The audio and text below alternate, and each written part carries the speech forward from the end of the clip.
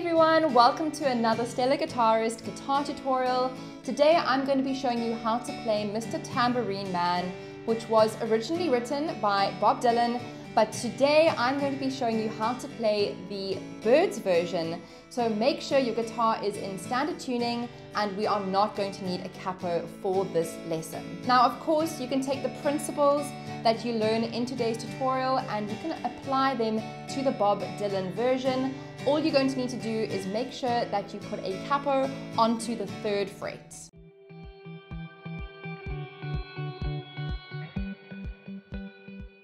So today's lesson is all about 3 really easy beginner guitar chords with 2 chord embellishments, plus I'm going to show you an awesome strumming pattern you can use in the song, and we're going to dive into that guitar riff that we hear at the start and at the end of this song. So grab your guitar and let's jump into the tutorial. So the first chord that we're going to need is a D major chord. Make sure you're strumming it from the D string down. The next chord we need is a G major, and the one that I like to use in this song is the 4-fingered G because of this pivot finger we have in the 3rd fret. So all we're going to do is form our G chord and put our pinky in the 3rd fret on the high E string. Of course you can play the traditional 3-finger G. That will work just as well. It's completely up to you. And the 3rd and final chord that we're going to need is an A major chord, which you can also play with your 2nd, 3rd and 4th fingers. You can even take your 1st finger and play it as a bar if that's easier for you. So those are the 3 chords that you're going to need in order to play the song. So let's talk about how these 3 chords are going to fit into the song. So each chord that you see up on the screen is going to be held for 4 beats, and we're going to do a practice playthrough with just 1 down strum on each of the chords, just to get a feel for the song and get a feel for the rhythm, as well as where are those chord transitions taking place over the lyrics. So we're going to be starting with that G major chord. These are the chords from the chorus of the song. So we're going to be doing 1 down strum on the G, a 1, 2, 3, 4 to A, 2, 3, 4 to D, 2, 3, 4 and G, and D, 2, 3, 4 to G, 2, 3, 4 and A, 2, 3, 4, A again, 2, 3, 4. So as you can see, there is no set chord sequence.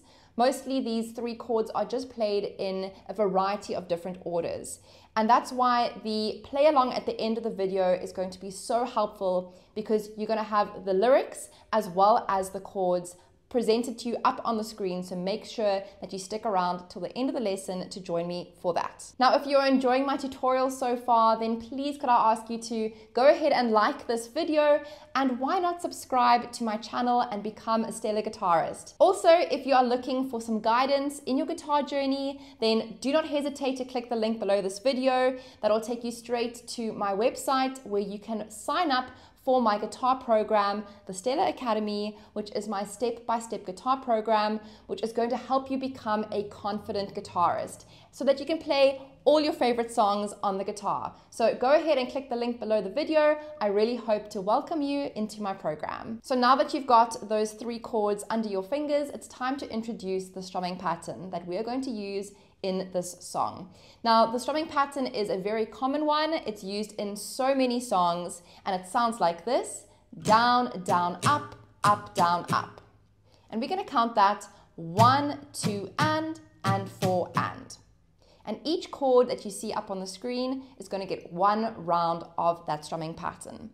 So why don't we try play through the first 2 lines of the chorus using that new strumming pattern.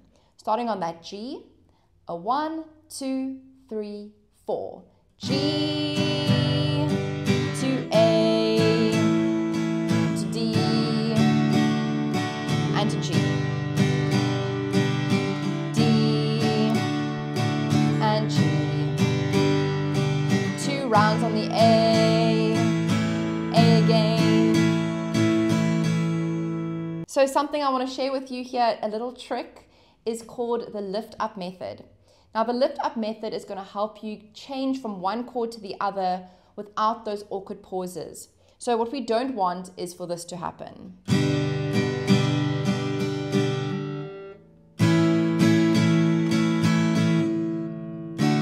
So we don't want those awkward pauses between our chord changes. Now a way to avoid this happening is to use the last up strum in the strumming pattern as a place that we lift our fingers up off the strings to get ready for the next chord. So I'm going to show you in a very exaggerated way what I mean, starting from that G.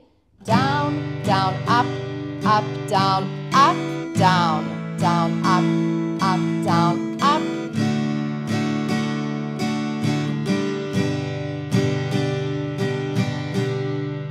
So by doing this, you are setting yourself up for success because you're going to be able to get to the next chord in time and not have those awkward pauses throughout the song, which makes it really difficult to play along with the track or even to sing along with. So go ahead now and pause the video and practice changing back and forth between the chords from the chorus and try to use that lift up method. It's really going to be helpful and it's going to be something you can use in so many other songs. Now something else that we can add to the song to give it a little bit of spice are sus4 chords. So we've got two sus4 chords that we're going to look at today, and the first one is an A sus4. Now there are two ways you can play this. We can first form an A chord, and to create an A sus4 chord we can put our pinky into the 3rd fret on the B string, and I like to lift my ring finger up. I just feel like it's a bit more comfortable to get that stretch. Another way that we can play this chord is by just shimmying our ring finger into the 3rd fret. I don't find this particularly comfortable. I feel like my ring finger wants to slide back into the 2nd fret. But if this is more comfortable for you, then by all means, play your A sus4 chord like this. I will be using my pinky in this lesson. And the second sus4 chord we're going to learn is a D sus4. Again, you can find your D major chord. And all we're going to do is add our pinky into the 3rd fret on the high E string. So we have a D major, and we add our pinky to make the D sus4. So we're going to do a playthrough of the chorus again, using the strumming pattern and adding in those sus4 chords. So the chords will be up on the screen for you to follow along with, and you will see exactly where those sus4 chords need to come in. So every chord you see up on the screen, remember, is going to get one round of our strumming pattern. Down, down, up, down, up. So starting from the G chord, here we go. A 1, 2, 3, 4. To A and D to G and to D and to G to A sus4, G and to A and D and G and to D, and to A, D, D sus4. So moving on into the next section of the song, we're going to be looking at the verse. Now this is so similar to the chorus because we're going to be using the same strumming pattern and the same combination of chords. Again, just make sure that you are checking which chord is coming in when, because like I said, there's no set chord sequence in the song, and it really relies upon you following along with the chords that are up on the screen or at the end of the lesson with a play along. So you can follow along with me now, starting on that G chord. These are the chords from the verse. A 1, 2, ready, and G to A upon your D to G. Oh my D have been G, and my D can feel to G, and my D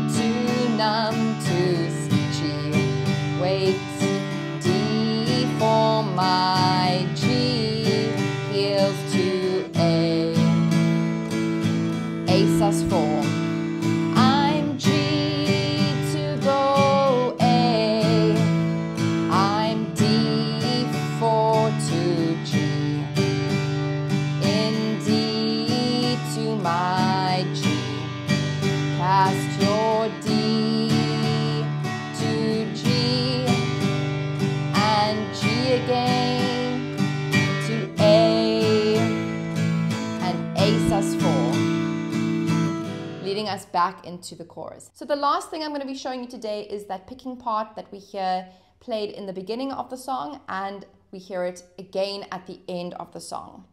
So this picking part, it's important to understand, is built on what we call a D major scale.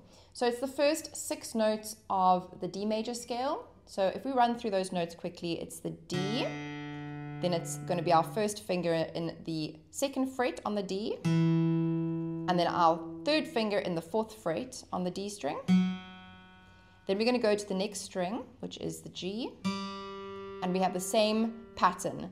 1st finger, 2nd fret, and 3rd finger, 4th fret. So technically we are in 2nd position because our 1st finger is falling into the 2nd fret. So we have 1, 2, 3, 4, 5, 6. Those are our 6 notes that we're going to be using in this guitar riff. So practice playing those notes back and forth.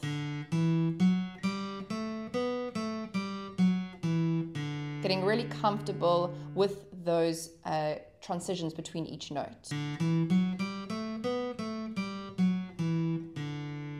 So before we jump in and learn this picking part, let me just play it through for you so you can hear exactly what we are going to be working on achieving by the end of this lesson. So it's going to sound like this.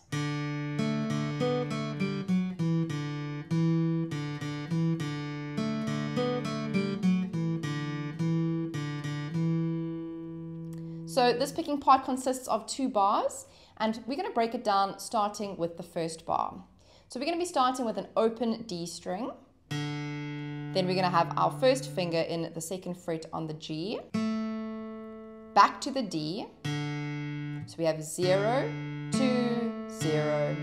Reach across with our 3rd finger into the 4th fret on the G.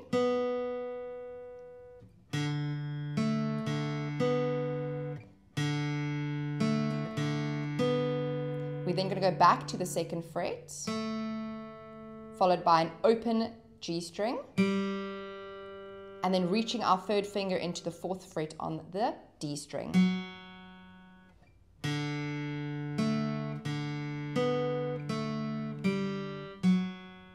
And we count this 1, 2, and 3, and 4, and 1, 2, and 3, and 4, and.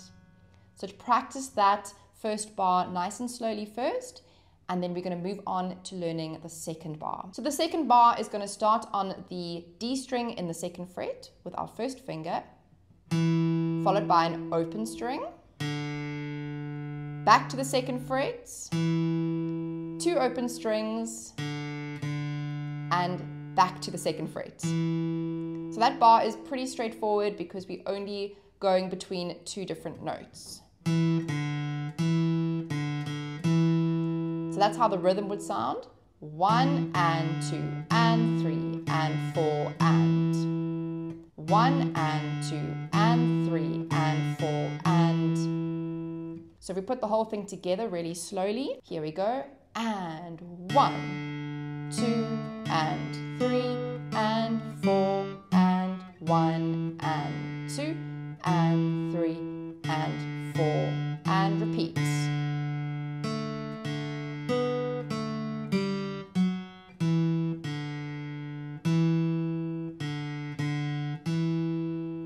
So a suggestion I have when it comes to how you would pick this would be to use something called alternate picking. So this just means that your picking hand is going to be going back and forth between a down and an up pick. So it would be a down, up, down, up, down, up motion. Another tip I can have for you is to rest the palm of your hand on your low E string. This just provides a bit of anchorage so that you don't feel like your hand is flying around and you're hitting all the wrong strings. So always just resting that palm nice and comfortably on that low E string. It's going to give you a nice anchor point so that your picking is as accurate as possible. So if I give you a demonstration and we play through this again using alternate picking, it's going to look like this. Down, up, down, up, down, up, down, up, down, up, down, up, down.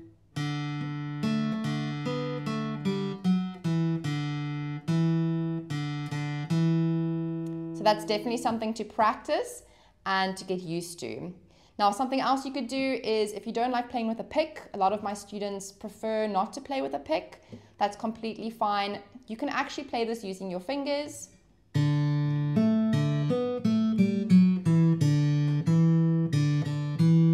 Or you can even play it using your thumb.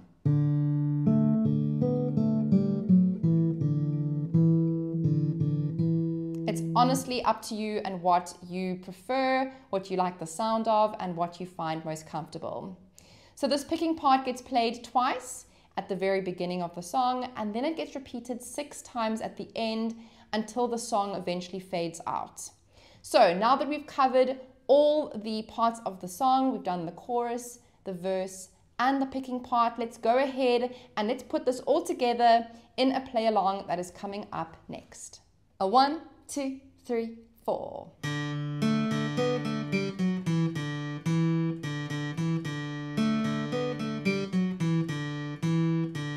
Hey, Mr. Tambourine Man, play a song for me. I'm not sleepy and there ain't no place I'm going to. Hey, Mr. Tambourine Man, play a song for me. In the jingle jangle morning, I'll come following you. Take me on a trip upon your magic swirling ship. Oh, my senses have been stripped, and my hands can feel to grip, and my toes too numb to step. Wait only for my boot heels to be wandering. I'm ready to go anywhere. I'm ready for to fade into my own parade. Cast your dancing spell my way. I promise to go under it. Hey, Mr. Tambourine Man, play a song for me. I'm not sleepy and there is no place I'm going to.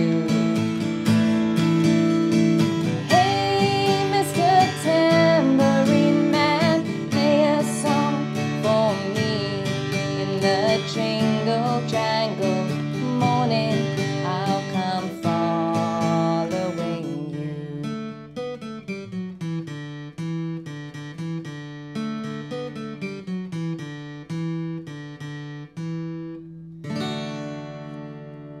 Thank you so much for tuning in to my tutorial this week. I really hope that you enjoyed learning the song with me today. If you did, don't forget, like button below, give it a thumbs up, and why not join my Stellar community by switching on that notifications button and subscribing to my channel.